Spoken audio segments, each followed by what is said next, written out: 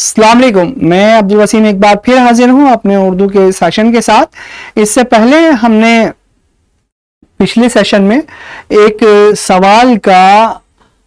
सवालनामे को दोहराया था और आज फिर हम दूसरे सवालनामे के साथ हाजिर हैं। इसकी मश्क करते हैं। मैं ये नहीं कहता कि यही एग्जाम में आएगा, मैं ये जरूर कहूंगा कि इस जैसा इस पैटर्न स्ट्रेटेजी पे एग्जाम आपका आएगा। हो सकता है इस सवालनामे से कई सारे सवाल आ जाएं, हो सकता है इस सवालनामे से एक दो सवाल आए और ये भी हो सकता है इस सवालनामे से कोई भी सवाल ना आए। लेकिन इसका मतलब ये नहीं कि हम अपनी प्रैक्टिस को छोड़ दें। ये सवालनामा तय करेगा कि हमें बताएगा कि अभी हम अपनी तैयारी के किस मरहले में मौजूद हैं। आइए सवालनामा शुरू करने से पहले जरूरी हिदायत को देख लें। इस सवालनामे में कुल 42 सवालात, हिस्सा अलिफ में 37, हिस्सा बे में 5-5 और 24 छपे अवराक हैं। यानी 37 और 10, ये तो क्या है 5 + 5 यानी ऑप्शनल मारूजी होंगे। ऑप्शन होगा तो 37 के बाद 42 होंगे। और इस सवालनामे में आपका जो कोड है वो 67/SS/A/U। और इससे पहले कि हम सवालनामे को देखें, हमें ये सिर्फ कंफर्म करना है कि हमारे पास जो सवालनामा आया है उसमें 24 छपे वर्क हैं या नहीं। उसके अलावा अगर खुला हुआ है, सील नहीं लगी हुई, तो उसमें देखेंगे सवाल नंबर 1 से लेके 42 तक सब तरतीब में है या नहीं है। कोई सवाल बिना छपा तो नहीं रह गया, कोई पर्चा कटा फटा तो नहीं है। ये तमाम चीजें कि हमारा सवालनामा सही है, उसके बाद हम सवालनामा हल करने की कोशिश करेंगे। सवालनामे में सबसे पहले हम अपना रोल नंबर लिखेंगे, उसके बाद तारीख, उसके बाद दिन, वो तारीख जिस दिन एग्जाम है और वो दिन जिस दिन एग्जाम है वो लिखना है। उसके बाद वो दो कॉलम है वहां के लिए नहीं है, मुंतजिम इन्विजिलेटर के लिए है। और इसका फिर जरूरी हिदायत आ गई है। तालिब इल्म को सवालनामे के पहले सफ़े पर अपना रोल नंबर लिखना है। सबसे पहले आपने लिख ही दिया। मेहरबानी करके अपने सवालनामे को जांच लीजिए। तमाम सफ़ात और सवालात की इतनी ही तादाद है जितनी पहले सफ़े के सबसे ऊपर छपी है, जो पहले बताया मैंने। इस बात की भी जांच कर लीजिए कि सवालात सीरीज में हो, ये भी बता चुका। तालिब इल्म जो आपकी कापी में अपने रोल नंबर के अलावा अगर कोई पहचान या निशान या कोई हिदायत दिखता है तो इसे इम्तहान से खारिज कर दिया जाएगा। बहुत से बच्चों की आदत है 786 लिख देते हैं, बहुत से बच्चों की आदत है बिस्मिल्लाह लिखते हैं, बहुत से बच्चों की आदत है बिस्मिल्लाह ताला 22 में ताला लिख देते हैं। ये सब नहीं लिखना। अपना रोल नंबर लिखिए और जितनी भी क्वाइफ उसमें मांगे गए हैं आपसे वो लिखिए, उसके अलावा कुछ नहीं लिखिए। आपका रोल नंबर और आपके जो क्वाइफ उन्होंने मांगे हैं वो अपने आप में काफी हैं कि आपका नंबर आने के बाद आपको सही सही नंबर मिल जाए और कोई मजीद निशानी ना लगाए। अपने जवाब की कॉपी पर सवालनामे का कोड 67/SS/A/U उसको जरूर लिखिए। अगला पेज पलटिए, सवाल शुरू होता है। देखिए कैसे। कुल मार्क्स 100 है, कुल नंबर 100 है। कुल वक्त ये मुद्दत मुतय्यन की गई है 3 घंटे है। ये सवालनामा मजमूई तौर पर 42 सवाल पर मुश्तमिल है। तमाम सवालात लाजमी है, हर सवाल के सामने नंबर दिए गए हैं। सवाल नंबर 1 से 18 तक अब ये दर्जाबंदी की गई और आपको समझाया गया है कि इसमें कैसे कैसे सवाल आएंगे। सवाल नंबर 1 से 18 तक एक से ज्यादा इंतखाबी सवाल आते हैं और सवाल के लिए एक नंबर मुख्तस किया गया है, यानी मारूजी जिसे हम ऑप्शनल कहते हैं या जिसे हम MCQ कहते हैं। सवाल नंबर 19 से लेकर 23 तक मुख्तसर तरीन सवालात हैं, जिनमें 3 नंबरों के 2 सवालात,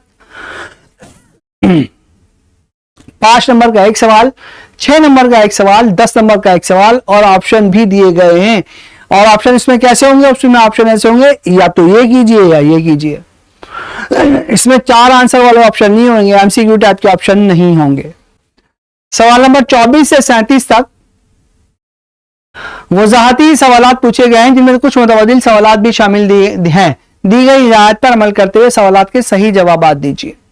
सवाल नंबर 38 से 42 तक 3 और 3B इख्तियार में से तालिम को एक हिस्से को चुनकर सवालात के जवाब देना होगा। यानी या तो 3A का एक हिस्सा करेंगे जो 5+5 वाले दिखा देना। सबसे पहले 37+5+5, तो 5+5 वाले हैं उसमें 37। उसके बाद जो है आखिरी सवाल में 3A और 3B 37 के बाद 38 से 42 तक 2 बार क्वेश्चन दिए होंगे, या तो 3A कीजिए या 3B कीजिए।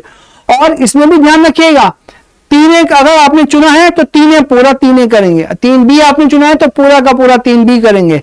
ऐसा नहीं कि तीन एक में से कुछ हिस्सा कर लें और तीन बी में से कुछ हिस्सा करके और पांच को पूरा कर दें, ऐसा नहीं कीजिएगा। इस इख्तियारी सवाल में सवाल नंबर 38 से 41 तक मुख्तसर तरीन सवालात हैं, जो आपके सवाल नंबर 42 वजाहती सवाल है। मुख्तसर तरीन सवाल यानी 1 नंबर का, 2 नंबर का, 3 नंबर का, है ना, या 1 लाइन का, 2 लाइन का, और 42 वजाहती है जिसको आपको एक्सप्लेन करना पड़ेगा, वजाहत करनी पड़ेगी, इन डेप्थ लिखना पड़ेगा। ये वो मालूमात है जो आपको 15 किताब मिलने का टाइम का जो होगा ना टाइम, उससे 15 मिनट पहले आपको कॉपी मिल जाएगी, उस वक्त तक आप ये पढ़ लेंगे। उसके बाद 15 मिनट पहले आपको किताब में कॉपी मिल जाएगी, क्वेश्चन पेपर। 15 मिनट में आपको क्वेश्चन पेपर पढ़ना है,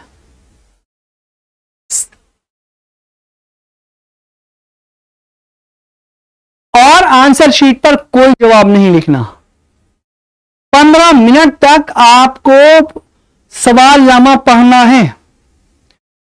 वो सवालनामा इसलिए नहीं पढ़ना कि आपके पास टाइम है और टाइम जाया करना है। सवालनामा आपको इसलिए पढ़ना है कि आप अपने माइंड सेट कर सकें, अपना जहन बना सकें आपको सबसे अच्छा कौन सा सवाल आता है, और उसी तरतीब से फिर आप दूसरे को सोचें, तीसरे को सोचें, चौथे को सोचें, और आपको पता हो उन 15 मिनट के अंदर बाद कि आपको पेपर कैसे करना है। जो सबसे बेहतर आता है वो सबसे पहले, जो उससे कम उसके बाद, जो उससे कम उसके बाद, और सबसे आखिर में सबसे जो हल्का फुल्का याद रहे तो भी, नहीं हो यो तो भी। इस बात का ध्यान रखेंगे।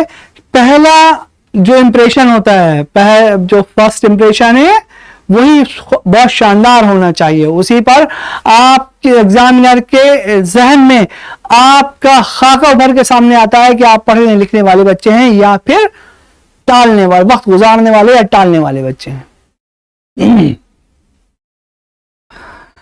आइए अब करते हैं सही जवाब पर निशान लगाइए। मर्द बेगाना के क्या मायने हैं मैं बताता हूं। मर्द बेगाने के मायने क्या हैं? बहादुर मर्द बेगाना है, बहादुर तो हो ही नहीं सकता। जवान है, हो सकता है, नहीं हो सकता। अजनबी शख्स बेगाना, अजनबी को ही कहते हैं। ईमानदार शख्स, उसके लिए ईमानदारी का लफ्ज आना चाहिए, लेकिन यहां मर्द बेगाना है तो अजनबी शख्स आएगा।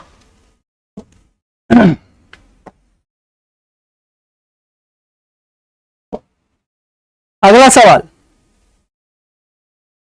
बादशाह की इजाजत के बगैर दरबान नवाज के पीछे क्यों नहीं गया?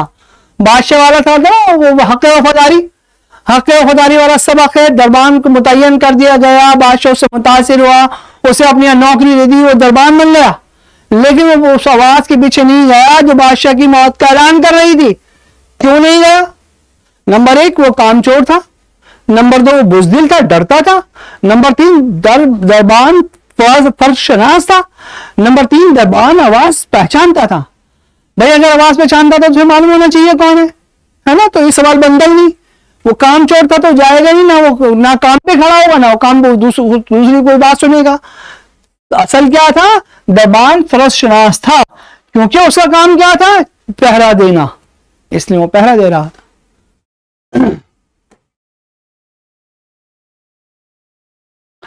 मुंशी प्रेमचंद के कहानी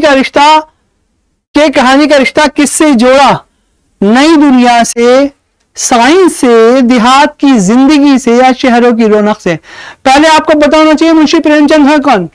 मुंशी प्रेमचंद का दूसरा नाम था धनपत राय, और उनकी कहानी ज्यादातर किसके मुतालिक होती थी? जमीन से जुड़े लोग गए हैं। और कौन सी जमीन से जुड़े लोग? जो गांव के लोग थे, जो देहाती लोग थे, जो बिल्कुल 0/0 थे, जो बिल्कुल शहरी जिंदगी को और जो क्या कहते हैं तकल्लुफात में उलझते नहीं थे। तो उन्होंने अपनी कहानियों का सिलसिला किससे जोड़ा? देहात की जिंदगी से।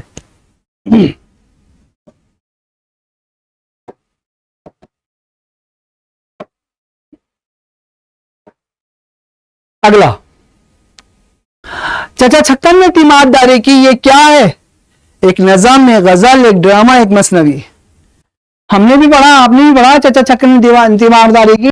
नज़म तो है ही नहीं, गजल भी नहीं है, जब टॉपिक दे दिया तो नज़म, सॉरी गजल तो हो ही नहीं सकती, और नज़म है ही नहीं, हमने पढ़ा। और आखिरी वाला क्या, एक मसनवी, मसनवी भी शेर व शायरी की शक्ल में होती है, वो भी नहीं है। तो क्या बचता है? जो बचता है वो है एक ड्रामा। अगला सवाल, सबक बिजबानों के मुसन्निफ गालिब। पहले तो हमें अंदाजा होना चाहिए कि बिरजवानों कौन से वक्त की बात है। ये बिरजवानों आजादी के बाद, आजादी के वक्तों की बात है, आजादी के बाद के फौरन बाद की बात है, तो गालिब तो हो ही नहीं सकते, चकबस भी नहीं है, या तो कन्हैया लाल कपूर हैं और सर सैयद भी नहीं है, आखिर बचते हैं कन्हैया लाल कपूर, क्योंकि ये तीनों हजरात आजादी से बहुत पहले की बातें हैं। गालिब भी नहीं है, चकबस भी नहीं है, सर सैयद भी नहीं है, कन्हैया लाल कपूर। अगर जमाने के हिसाब से बात करेंगे तो भी आप सही बात पे आ जाएंगे, और शायरों की जिंदगी के हिसाब से बात करेंगे तब भी आप सही बात पे पहुंचेंगे। लफ्ज बेनजीर के मायने क्या है? बेमिसाल, बेहद खूबसूरत, बहुत तवील, बदसूरत। बेनजीर, पहले देखिए बेनजीर, पे से समझ जाइए, बेन का मतलब ना, नजीर मिसाल, जिसकी कोई मिसाल ना हो, बेमिसाल।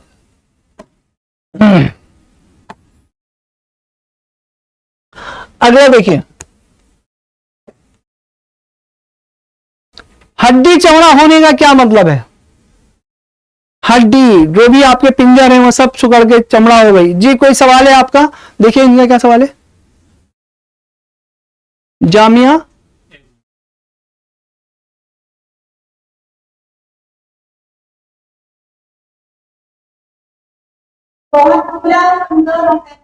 जी जी जी, मैं उसी में आ रहा था, ठीक है, ओके।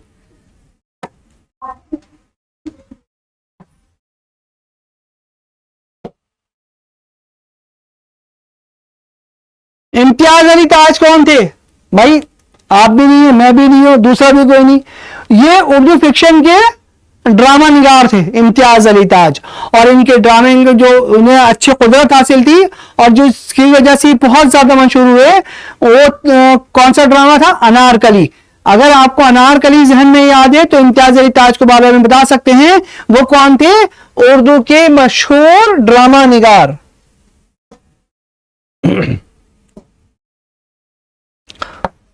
माहिर तालीम भी नहीं थे, सहाफी भी नहीं थे, शायर भी नहीं थे, ड्रामा निगार थे। क्योंकि अनारकली उन्होंने लिखा था जिसको आज भी उर्दू ड्रामे में ताजमहल की हैसियत हासिल है। लाहौल बिला कुव्वत अक्सर ऐसे मौकों पर कहते हैं जब आप किसी से बहुत खुश हो। ऐसा तो नहीं है ना? किसी की तारीफ करनी मकसूद है, ये भी नहीं है।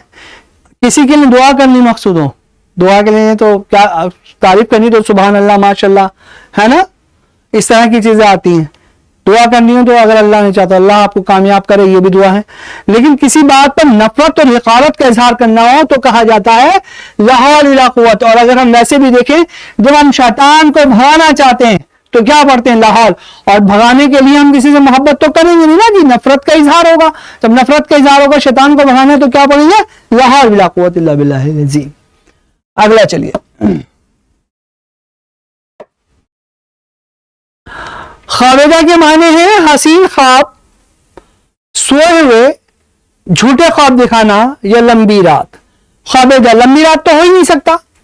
खाबेदा झूठ, कहीं इसमें लफ्ज आनी और झूठा भी नहीं हो सकता, और हसीन ख्वाब भी नहीं हो सकता क्योंकि इसमें कहीं ना कहीं ये चीज तारीफ आई नहीं। तो खाबेदा का माने हैं सोया हुआ या सोए हुए। अगला है तलमीह किसे कहते हैं जी? जिसमें खूबसूरत मंजरकशी की गई नहीं, जिसमें किसी की तारीफ की गई नहीं, जिसमें जंग का बयान हो नहीं, जिसमें किसी मशहूर वाकया शख्सियत का बयान हो, तलमीह कहलाता है। और जिसको समझे बगैर कलाम में मजेदारी या नहीं आती और कारी उस कलाम से महजूज नहीं हो सकता, तलमीह कहलाता है। सबक उम्मीद की खुशी के मुसन्निफ कौन है जी? मिर्जा गालिब ना, क्योंकि ये तो या तो इन्होंने खतूत लिखे या शेरो शायरी की, कोई इंशाइया कोई मजमून इस तरह की चीज तो नहीं लिखी नहीं। उम्मीद की खुशी कन्हैया लाल कपूर बिल्कुल भी नहीं, क्योंकि ये तो इंशाइया पर्दान से हंसी मजाक की बातें लिखते हैं, तंज मिजाज की बातें लिखते हैं, है ना। कृष्ण चंद्र ये भी नहीं, क्योंकि ये तो गांव की और नए मॉडर्न जमाने की बात करते हैं, है ना। तो इंशाइया पर्दाज भी है, लेकिन जज्बात को उभारने की, लोगों को तालीमात देने की, उसूल अच्छी अच्छी अच्छी सोसाइटी कायम करने की, अच्छा मुआशरा बनाने की, है ना, और तरक्की करने के लिए अगर कोई उकसा रहा है, बार बार उकसा रहा है, तो कौन है? सर सैयद। राही मुल्क अदम हो जाने से शायर की क्या मुराद है? पहले तो पता होना चाहिए राही किसे कहते हैं। राही कहते हैं सफर करने वाले को। मुल्क अदम किसे कहते हैं? इंतकाल करने के बाद दूसरे आलम में पहुंचने के लिए। तो अपने घर चले जाना ये तो हो ही नहीं सकता, दूसरे मुल्क में चले जाना नहीं हो सकता, मुश्किल सफर पर चला जाना नहीं हो सकता। अगर आप उसमें देखें तकवे के लिहाज से, विलायत के एतबार से मुश्किल सफर पर चले जाना हो सकता है, लेकिन किताबी एतबार से अगर हम देखते हैं तो खत्म हो जाना है, मर जाना है, फना हो जाना है, मिट जाना है। महबूब, यहां पर गजल की बात हो रही है। महबूब के रूठने पर आशिक क्या करता है? महबूब को मनाता है, तो भी रूठ जाता है। महबूब को बुरा भला कहता है, ये दर्ज वाला में से कोई नहीं। महबूब के रूठने पर सबसे पहले आशिक क्या करता है? अगर वो इगोइस्टिक है तो कहेगा मैं भी रूठ गया जी, तुम्हें नहीं मानता। लेकिन यहां जब प्योरली मोहब्बत की बात हो रही है तो महबूब को रूठने पर महबूब को मनाता है। इसके मर्दाना जोश में तूफान उठ खड़ा हुआ से क्या मुराद है जी? यहां बात हो रही है चिड़िया और चिड़े की कहानी की, है ना। हसन सानी निजामी ने लिखी। चिड़िया की मनमानी पर चिड़े को गुस्सा आ गया, जाहिर बात है, तो आया जब ही तो उसके मर्दाना जोश में तूफान खड़ा हुआ। चिड़ा गुस्से के मारे दीवाना हो गया, या एहसास बरतरी से चिड़ा गुस्से में भर गया। उसकी वजह क्या है? उसकी वजह यह है कि तमाम दुनिया मेल डोमिनेंट सोसाइटी है, जहां पे मर्द को हकमियत हासिल है, बरतरी हासिल है। इसलिए एहसास है बरतरी कि मेरे सामने जबान चला रही है, मुझे मेरी कमियां मिल रही है, तो वो चीज यहां सामने आती है कि एहसास बरतरी से चिड़ा गुस्से में भर गया। अगला सवाल, मक्ता, गजल के किस शेर को मक्ता कहते हैं? गजल के सबसे पहले शेर, सबसे खूबसूरत शेर को ना, उसको ज़ेबे मतला कहते हैं। उसको कहते हैं ज़ेबे मतला, नहीं सॉरी, हुस्न हाँ सॉरी, बैतुल गजल या शाहबैत, शाहबैत, शाहबैत या बैतुल गजल। गजल के पहले शेर को मतला, गजल के आखिरी शेर को मक्ता कहते हैं। ये भी नहीं, गजल के उस शेर को जिसमें शायद तखल्लुस का इस्तेमाल किया जाता है। देखिए, मक्ते का मतलब है खत्म करने वाला, काटने वाला। और यहां उर्दू गजल के अंदर यहां पे आपको बुरी तरीके से कंफ्यूज किया गया है। आप या तो इसको कहेंगे या इसको कहेंगे, लेकिन मक्ते की खुसूसी पहचान यह है कि उस शेर में शायर अपनी बात भी खत्म कर रहा है और अपने नाम को तखल्लुस के तौर पे भी इस्तेमाल कर रहा है। हालांकि ये भी सही है किसी हद तक, लेकिन अगर इसमें शायर ने अपना आराम इस्तेमाल नहीं किया तो उसे आप मक्ता नहीं कह सकते।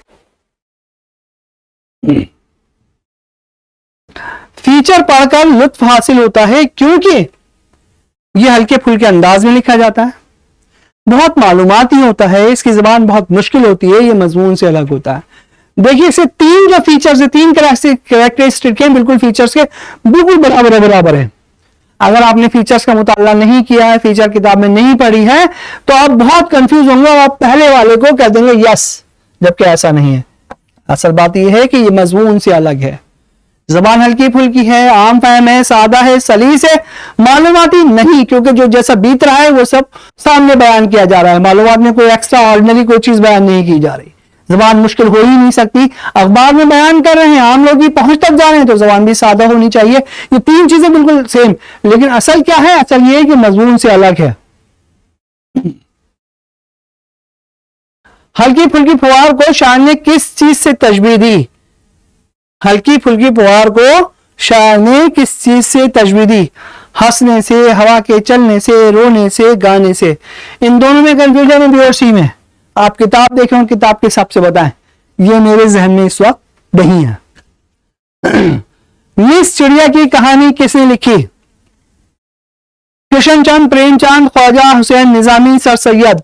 कृष्णचंद ने नहीं लिखी, प्रेमचंद गियाती जिंदगी, और ये जो सर सैयद साहब हैं ये आपके किस पे लिखते हैं?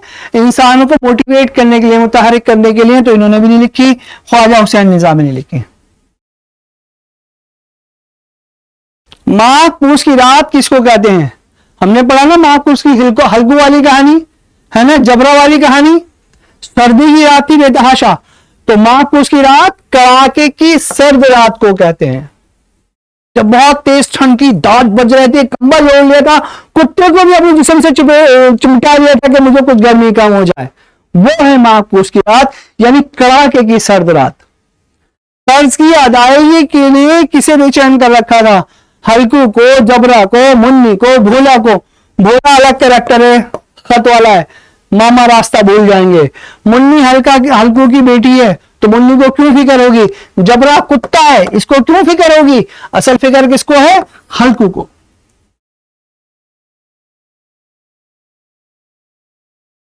ब्रिजवाना कौन है? नाम से जाहिर है औरत है भाई कोई? नहीं, ब्रिजवाना औरत नहीं, किताब का नाम नहीं, उर्दू शायरी का नाम नहीं, उर्दू जबान का नाम है, जो पार्टीशन के वक्त लाहौर से दिल्ली चली आई थी।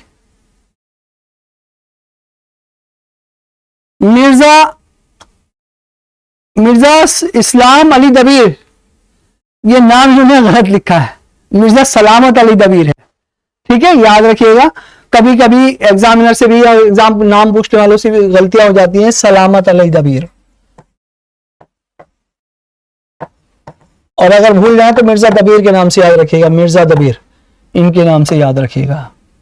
मशहूर के अफसाना निगार हैं, मशहूर उर्दू के मशहूर अफसाना निगार हैं? बिल्कुल नहीं। ड्रामा निगार हैं, ड्रामा लिखने वाले तो इम्तियाज अली ताज हैं, अफसाना निगार में कृष्णचंद वगैरह दूसरे लोग हैं, है ना। गजल के मशहूर शायर हैं? ये भी नहीं है। मरसिए के मशहूर शायर हैं, लखनऊ के मरसिए के मशहूर शायर हैं। जमीन तंग होने के क्या मायने हैं? जमीन सुकर जाना? सच में नहीं जी। घर बहुत बड़ा बना लेना, भाई मैंने थोड़ी सी जमीन में बहुत बड़ा घर बना लिया, घर में बहुत अफराद एकदम इकट्ठे हैं, मेरे लिए जमीन छोटी पड़ गई ना। जमीन सुकर जाना भी नहीं, घर बहुत बड़ा होना भी नहीं, घर में बहुत आदमी नहीं, जीना दुश्वार हो जाना। जब परेशानियां घेरती हैं तब कहते हैं अल्लाह तेरी जमीन मेरे लिए क्या कम पड़ गई या छोटी पड़ गई, और मेरे लिए तेरी जमीन तंग हो रही है या परेशानियों के लिए। जब जब इंसान परेशानियों से घिर जाता है तब कहा जाता है कि जमीन तंग हो रही है। सॉरी। हल्कू के खेत के बर्बाद होने की वजह क्या थी? सोचिए जरा।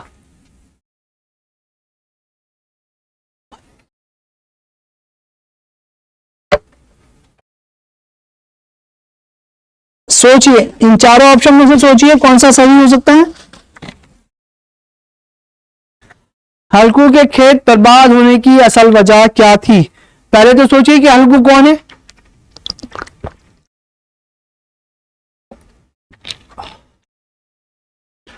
फिर सोचिए कि यह सवाल कौन से सबक से लिया गया है। और जब आप सोच लेंगे तो आपको कई सारे ऑप्शन आपके जहन में आ जाएंगे। पहला जो ऑप्शन आएगा वो आएगा कुत्ता, दूसरा ऑप्शन आएगा नील गाय, तीसरा ऑप्शन आएगा लापरवाही, जबकि असल वजह थी बहुत ज्यादा सर्दी। नील गाय ने तो बर्बाद किया ना। अगर हल्कू चाहता तो नील गायों को डंडा लेके भगा सकता था, लेकिन सर्दी की वजह से कहीं ऐसा ना हो सर्दी हो जाए और उसको सर्दी लग जाए, उसके हाथ पैर सुखड़ जाए, वो चुपचाप अपनी चरपाई पे पड़ा, आग तापता रहा या जबरा के साथ चिपटा रहा और नील गाय को ना भगा पाया। सवाल नंबर 19, हमारी ये ऑप्शनल जो सवाल थे वो मारूजी जो एमसीक्यू सवाल थे वो अपने अख्ताम को पहुंचे। एक बात और ध्यान में रखिएगा, 10वीं क्लास के बच्चों में ये बताया गया है कि ऑप्शनल मारूजी सवाल के लिए अलग से टाइम नहीं दिया जाएगा, क्योंकि उनका पूरा का पूरा मारूजी सवाल का वो चैप्टर बिल्कुल अलग कर रखा है।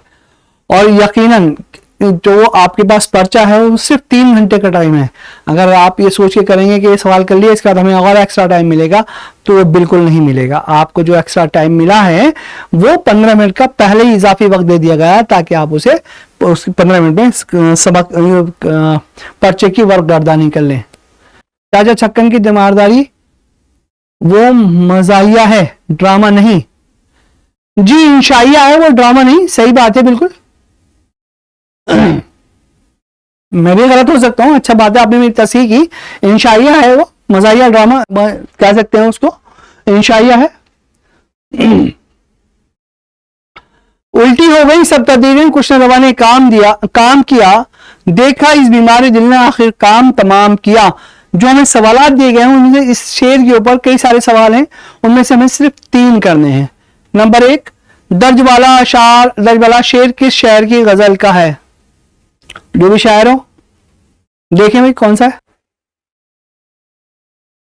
उल्टी हो गई सब तदबीरें, कुछ न रवा ने काम किया। किसी बच्चे को पता है तो बता दे।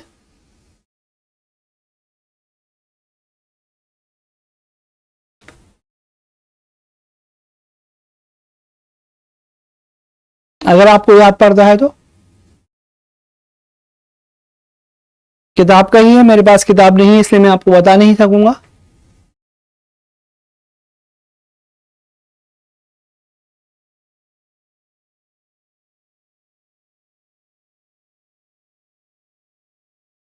आया कुछ?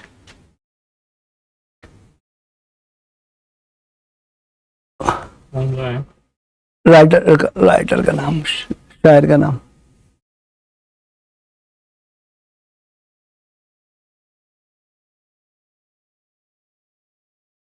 नहीं मिल पाएगा। चलो ठीक है, कोई बात। आपकी किताब में यकीनन देखिएगा इस शायर का नाम याद होगा, वो याद आप रखेंगे। दर्ज वाला अच्छा, इस शेर में देखा से क्या मुराद है? उल्टी हो गई सब तकदीरें, कुछ न रवा ने काम किया, देखा इस बीमारी दिल ने आखिर काम तमाम किया। यानी कि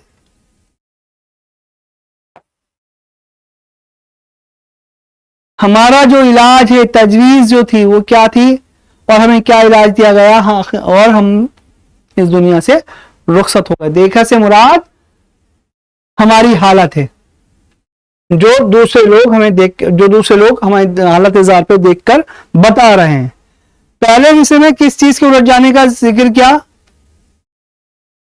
तमाम तदबीरों के उलट जाने का जिक्र किया। तमाम क्या है? तमाम मुहावरा है, और जिसके मायने हैं खत्म हो जाना, फना हो जाना। गजल के इस शेर को क्या कहते हैं? ये गजल का सबसे पहला शेर है, और इस पहले शेर को क्या कहेंगे? मतला। दर्ज झेल में से 3 सवालों के जवाब दीजिए। देखिए, अगर आप इसमें से पहला निकाल लेंगे और दूसरा भी निकाल लेंगे तो तीसरा, चौथा, पांचवा, ECDE सही जवाब है। जहां नहीं है वहां छोड़ दीजिए। दर्ज झेल में से किसी 3 सवाल के जवाब दीजिए। ये न थी हमारे किस्मत कि विसाल यार होता, अगर और जीते रहते यही इंतजार होता। गालिब की मशहूर गजल है, इसमें तो कुछ कहने की जरूरत ही नहीं है, आंखें बंद करके लीजिए। किसका शायर है? मिर्जा गालिब। मिर्जा गालिब। शायर किसकी किस्मत की बात कर रहा है?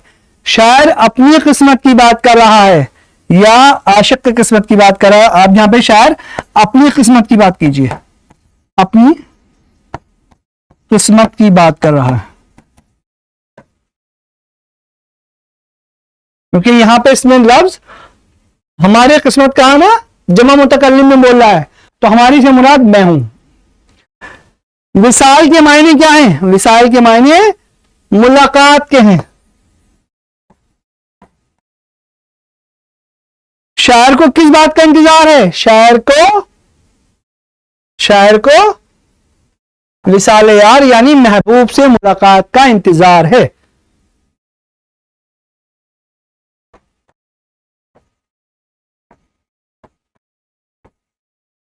देखिए अगर हम 5वीं, 6वीं, 7वीं या 10वीं तक भी होते तो जो ये लफ्ज इन्होंने लिखे हैं हम उनको एज इट इज बयान कर देते, नंबर मिल जाते। नंबर वैसे भी मिल जाएंगे आधे आधे, लेकिन अगर आपको अब चूंकि आप 12वीं क्लास में आपसे तवक्को की जाती है कि आप अपनी समझ से जवाब लिखें, तो आपको अपनी समझ से जवाब लिखना है और वो इस तरह लिखे जाएंगे।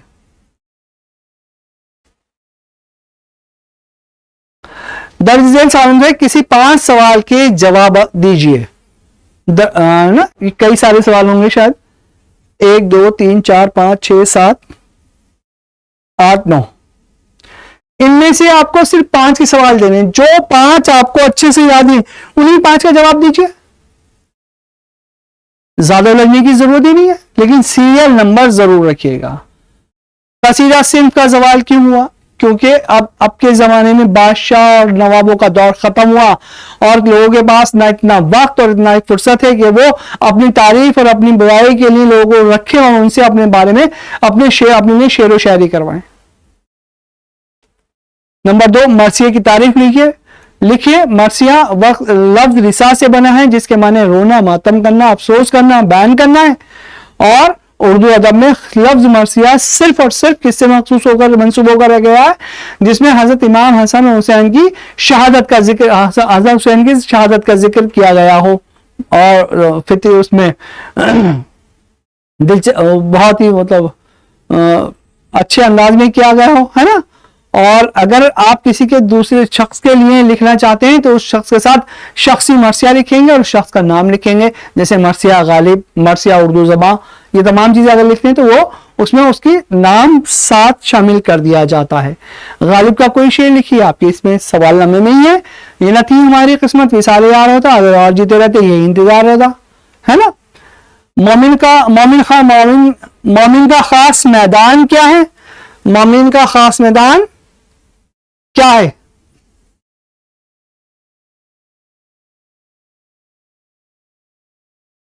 मोमिन की गजल पढ़ने के बाद इसका जवाब लिखिए। गालिब का पूरा नाम क्या है? मिर्जा असदुल्लाह खां गालिब। तशबीह किसे कहते हैं? किसी भी शय को किसी भी खासियत के मुताबिकत के मुताबिक किसी दूसरी चीज में मिलाना या कोरिलेट करना तशबीह कहलाता है। जैसे नाजुकी उसके लब की क्या कहिए, पंखड़ी गुलाब की सी है। तशबीह और इस्तारे में क्या फर्क है? तशबीह की तारीफ लिखेंगे और इस्तारा लिखेंगे जब किसी को उसी के नाम से पुकारा जाए, किसी को किसी खासियत की बुनियाद, किसी खास खासियत की बुनियाद पर उसी नाम से पुकारा जाए, उसे इस्तारा कहते हैं। जैसे तशबीह के लिए तो नाजुकी उसके लब की क्या कहिए, या उसको देख के कहे कि कोई, वो देखो सपोज करो किसी भी दबंग आदमी को, बहादुर आदमी को देख के कहें कि वो शेर जैसा बहादुर है, ये जो शेर जैसा बहादुर लफ्ज आ गया, किसी एक खास वस्फ को आपने मिलाया वो बहादुरी के वस्फ पे, तो वो वही तशबीह। और अगर किसी को देख के आप ये कहें, देखो किसी आदमी को देखकर ये कहें कि देखो शेर चला आ रहा है, तो उसमें कई सारे वस्फ आ गए, बहादुरी आ गई, फुर्तीली आ गई, शिकार की आ गई, है ना, जसामत की आ गई, कई सारे वस्फ एक साथ इकट्ठा हो गए। जहां कई सारे वस्फ एक साथ इकट्ठा हो जाए और एक लफ्ज इस्तेमाल किया जाए और उसे कलाम में इस्तेमाल किया जाए, उसे इस्तारा कहते हैं। चौपट होने का क्या, हो जाने का क्या मतलब हो जाना है? चौपट हो जाना क्या है? ये मुहावरा है आपका, इसका क्या मतलब है? सब कुछ खत्म हो जाना, नेस्तो नाबूद हो जाना। फना तो नहीं कह सकते, खत्म हो जाना, नेस्तो नाबूद हो जाना, ऐसा कह सकते हैं। नई तहजीब से शायर की क्या मुराद है? नई तहजीब से शायर की मुराद यूरोपियन तहजीब है या अंग्रेजी समाज की तहजीब है, अंग्रेजी कल्चर है। दर्ज झेल में से किसी 10 सवाल के किसी 10 के जवाब लिखें। गजल की लग़वी मायने क्या है? गजल के लग़वी मायने महबूब से बातें, औरतों से बातें करना, औरतों की बातें करना, या महबूब की बातें करना, या जख्मी हिरन की आवाज। तीनों में से तीनों ही लिख रहे हैं, कोई एक आध नहीं, तीनों ही लिख रहे हैं। आपके निसाब में मुंशी प्रेमचंद का कौन सा अफसाना शामिल है, उसका नाम लिखे। मुंशी प्रेमचंद का आपके निसाब में जो अफसाना है हज अकबर, या अच्छा हज अकबर ही गालिबन वो है, जो भी हो, एक बार किताब में पढ़ लीजिएगा, मेरे हिसाब मुझे तक मुझे याद पड़ता है हज अकबर है। चुप शाह का रोजा रखना, उसके क्या मायने हैं? चुप शाह का रोजा रखने के मायने खामोश रहना, किसी भी हालत में ना बोलना। जैसा हमारा रोजा किसी भी सूरत से नहीं टूटता बिना खाए पिए, है ना, इस तरह चुप शाह का रोजा रखने का मतलब ये कि खामोशी इख्तियार करना। सुर्खियां किसे कहते हैं? खबर में जो सबसे अहम बात होती है उसे मुख्तसर तौर पर सौ खबर के ऊपर लिख दिया जाता है, हेडिंग के तौर पर, उसे सुर्खियां कहते हैं। उड़ती चिड़िया के पर गिनना क्या है? मुहावरा या कहावत? मायने नहीं बताने, ये बताना है कि मुहावरा या कहावत। हम तो उड़ती चिड़िया के पल गिन लेते हैं, ये मुहावरा है। भाई देखिए, जो लफ्ज, जो कहावत, जो आपको ऐसा लगे कि मुहावरा क्या है कहावत क्या है, तो उसमें आपको बता दूं, जो एंड जिसका खत्म ना पे हो, किसी मजदर पर हो, किसी फेल पर हो, तो मुहावरा है, और जिसका अख्ताम किसी मजदर फेल पे ना हो, वो कहावत है। बच्चों को अच्छा इंसान बनाने की जिम्मेदारी किसकी होती है? बच्चों को अच्छा इंसान बनाने की जिम्मेदारी मेरी, आपकी, समाज की, हाँ, खानदान की, वालिदैन की, उस्ताद की, माशरे की। मीर तकी मीर का कोई शेर लिखिए, कोई भी शेर जो मीर तकी मीर का आपको याद हो लिख सकते हैं। मीर इन्नी बाज़ आंखों में सारी मस्ती शराब कैसी है, और वो है ना पंखुड़ी गुलाब वाला, वो लिख सकते हैं। मुबालगा शायरी में क्यों इस्तेमाल होता है? अपनी बात को बढ़ा चढ़ा कर पेश करने के लिए, वजन ताजा करने के लिए, और दिलचस्पी ताजा करने के लिए मुबालगा इस्तेमाल किया जाता है। आजाद और असीर मुतजाद लफ्ज हैं। आजाद का मतलब आजाद, और असीर का मतलब गुलाम या मुकय्यद, कैद किया हुआ। उनमें से कौन सी सिफ्त बनती है? इनसे कौन सी सिफ्त बनती है? सिफ्त की तारीफ लिखिए। ओहो, पहले तो सिफ्त की तारीफ लिखेंगे। सिफ्त की तारीफ लिख दीजिए जो आपको याद है, जो क्या बस एक ही तारीफ है सिफ्त की, सबको पता है। किसी इसकी अच्छाई या बुराई या कोई खुसूसियत जाहिर करने वाले लफ्ज को सिफ्त कहते हैं, और ये दोनों सिफ्त अगर एक जगह आ रही है तो सनत तजाद कहलाते हैं। उम्मीद की खुशी के मुसन्निफ का नाम लिखिए। सर सैयद अहमद खां। नई तहजीब होगी, नए समझो समान हो बेहम होंगे। अकबर इलाहाबादी ने किन बातों की तरफ इशारा किया है? इस शेर के मिसरे में अकबर इलाहाबादी ने अंग्रेजी तहजीब की तरफ, अंग्रेजी सोसाइटी की तरफ, अंग्रेजी कल्चर की तरफ इशारा किया। इम्तियाज अली ताज के मशहूर ड्रामे का नाम बताइए। इम्तियाज अली ताज के मशहूर ड्रामा अनारकली है। याद रखिए, जहां इम्तियाज अली ताज का नाम आ जाए वहां अनारकली आपके जहन में आ जाना ही चाहिए। हसरत का पूरा नाम हसरत सैयदुल हसन फजलुल हसन सैयद फजलुल मौलाना सैयद फजलुल हसन मोहानी, हसरत मोहानी का पूरा नाम। चांद तारों का बन नज़म के शायर का पूरा नाम मा तखल्लुस के लिखिए। आपकी किताब में है चांद तारों का बन, तलाश कीजिए,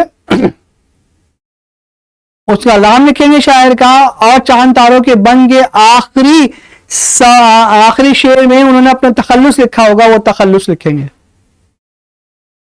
हैं बच्चों के पास पढ़े? सामने है भाई। तो देखो जरा, देखो जरा फिर।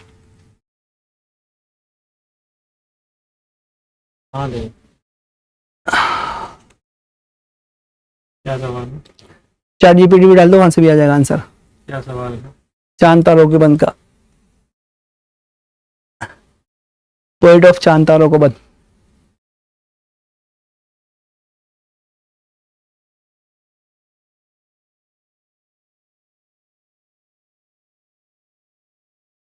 मखदूम मोहिउद्दीन क्या है? हाँ ये जी, मखदूम मोहिनुद्दीन, ख्वाजा मखदूम मोहिनुद्दीन, और उनका जो तखल्लुस है मखदूम है। गालिब शायर शुरू में क्या तखल्लुस करते थे? गालिब शुरू में असदुल्लाह,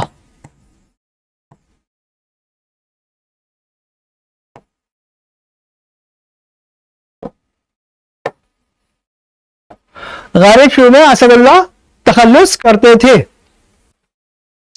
कभी कभी खान में लिख दिया करते थे असदुल्लाह खान कयामत है।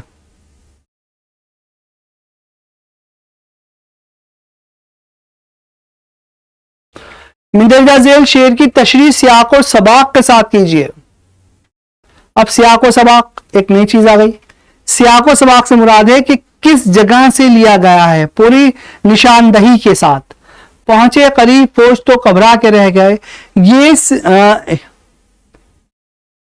ये अशार हमारी उर्दू की किताब से लिए गए हैं, के मरसिए से लिए गए हैं और इसके लिखने मिर्जा सलामत अली दबीर के मरसिए से लिए गए हैं। ये शार हमारी उर्दू की किताब के मरसिए मिर्जा सलामत अली दबीर के मरसिए से लिए गए हैं।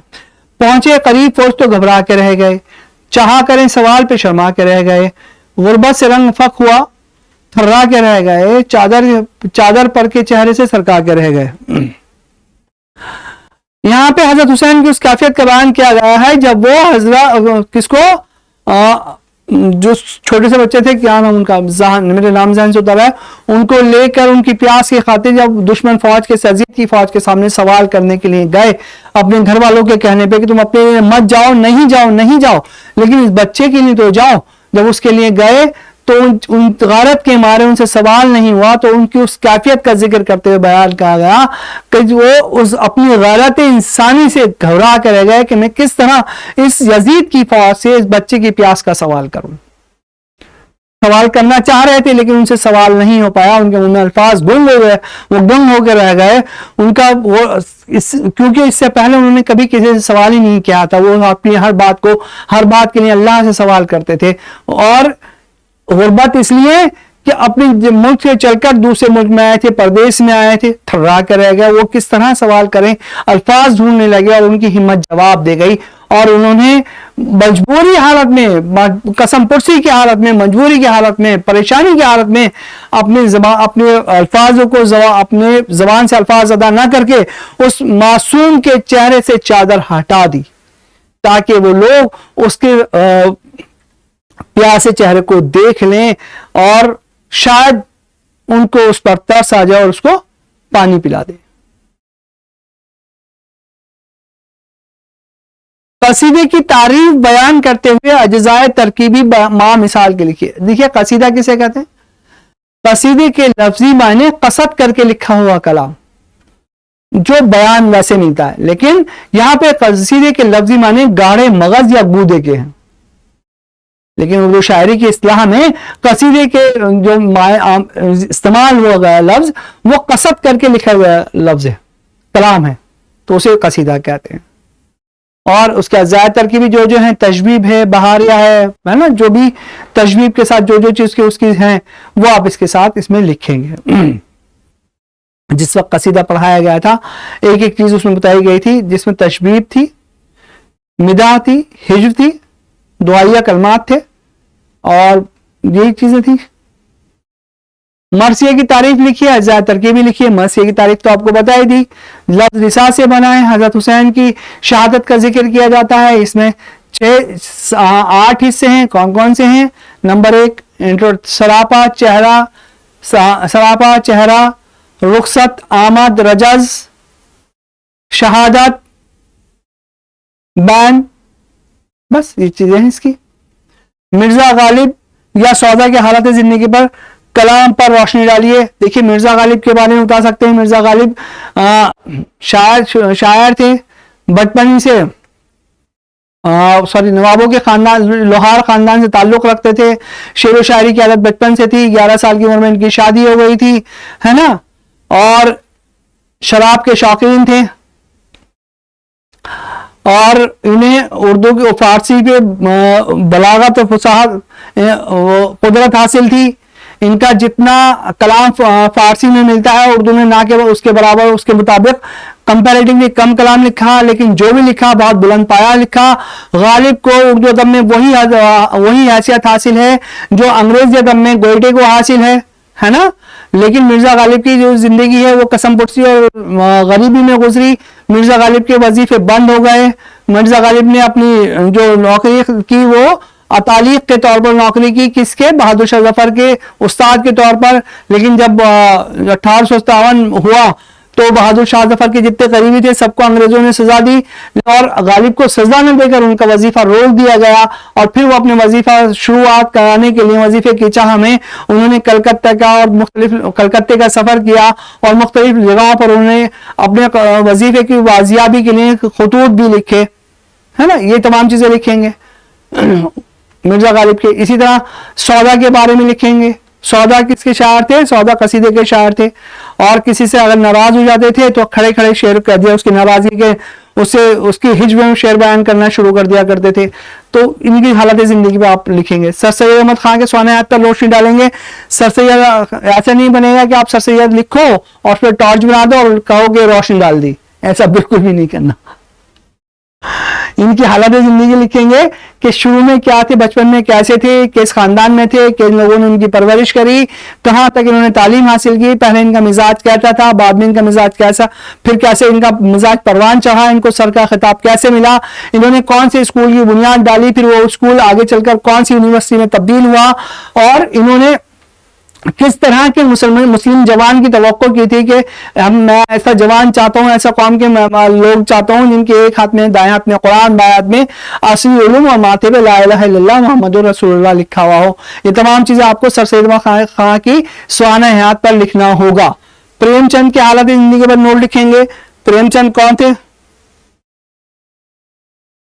प्रेमचंद कौन थे, है ना, क्या करते थे, इनके वालिद क्या करते थे, इन्होंने कहां तक तालीम हासिल की, फिर इनकी एजुकेशन के मुताबिक इनकी सर्विस कहां लगी, इन्होंने कौन सी चीज लिखी, क्या चीज लिखा जिससे बाद में अंग्रेजों ने जला दिया, फिर उससे अंग्रेजों से नाराज हो गए, इन्होंने अपनी नौकरी से इस्तीफा दे दिया, फिर उसके बाद अंग्रेजों के खिलाफ ज्यादा खुलकर लिखने लगे, फिर उन्होंने इनका असल नाम क्या था, बाद में इन्हें कलमी नाम क्यों तैयार किया, ये तमाम चीजें लिखेंगे।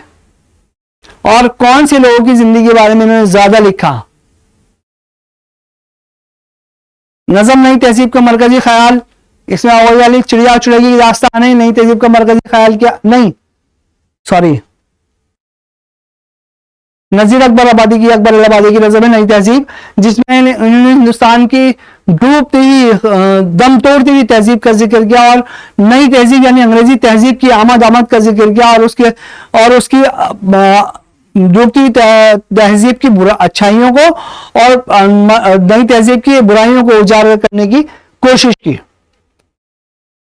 चांद तारों का बन का खुलासा लिखेंगे। ये नज़म आप पढ़ के लिखेंगे इसके बारे में। मीर तकी मीर को दर्द व गम के नाम से क्यों जाना जाता है?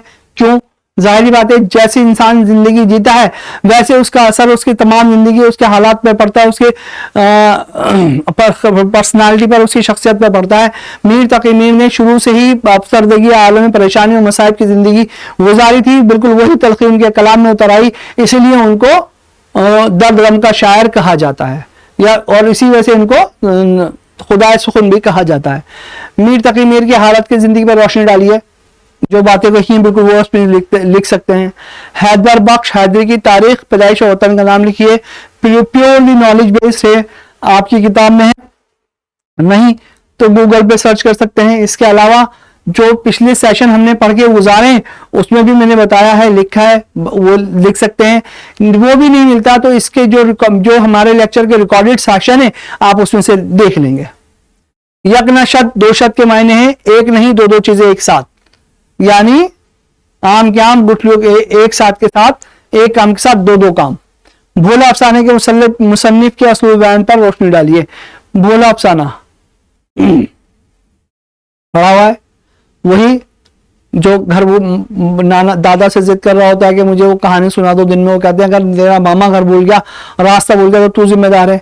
तो उसके मुसन्निफ के असलूल बयान पर देहात की जिंदगी मुकम्मल पकड़ हासिल थी, देहात के रस्म रिवाज और ताम परस्ती को मुकम्मल जानते थे, वो ऐसी जबान का इस्तेमाल करते थे जो आम फहम हो, लोगों को ज्यादा जानते हो, मुबालगा आराई से कम काम लेते थे, ताम परस्ती पर चोट करते थे। तमाम चीजें आप इस पे लिख सकते हैं।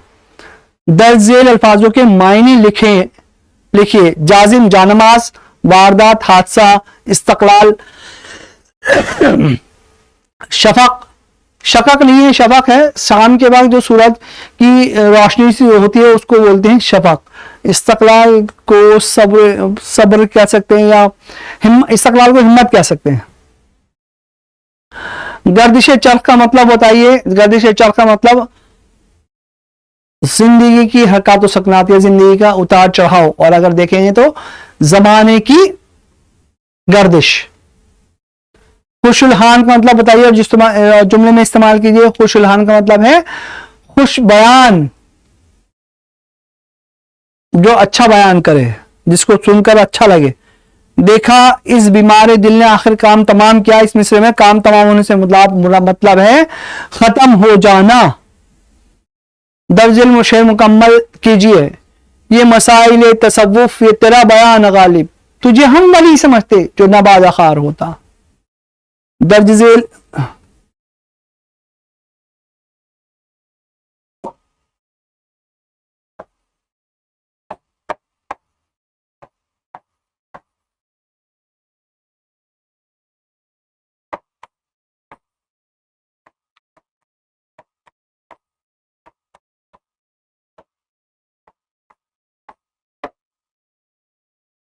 इस तरह आज का हमारा ये सेशन अपने अख्ताम को पहुंचा।